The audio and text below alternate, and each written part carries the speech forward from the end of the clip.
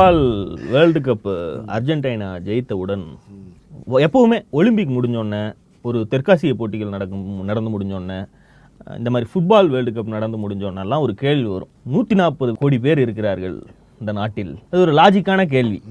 140 கோடி பேர் இருக்கக்கூடிய ஒரு நாட்டில் 11 ஒரு ஃபுட்பால் பிளேயர்கள் 11 பேரை பிடிக்க முடியவில்லையா?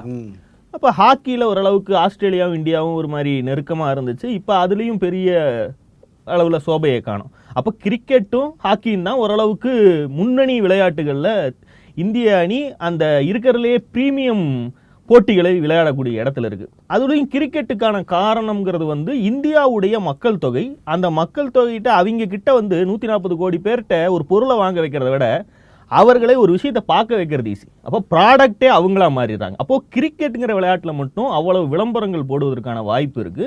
அதனால அந்த விளையாட்டு இங்க இருக்கக்கூடிய தொலைக்காட்சி 2000ங்களுக்கு பிறகு உலகமயமாக்கலுக்கு பின்பு தனியார் தொலைக்காட்சிகள் வரும்பொழுது பயங்கரமா பூமாயி அது இருந்துட்டு இருக்கு.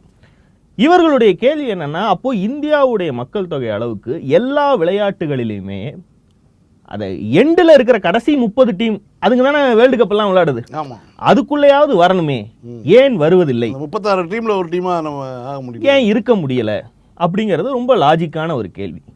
அதற்கான பதில் என்னன்னு சொல்றது தான் இதனுடைய நோக்கம். ஏன் இந்திய அணி இந்தியாவில் ஒரு 11 ஃபுட்பால் பிளேயரை கண்டுபிடிக்க முடியவில்லை? ஏன் ஒலிம்பிக்குக்கான அத்லெட்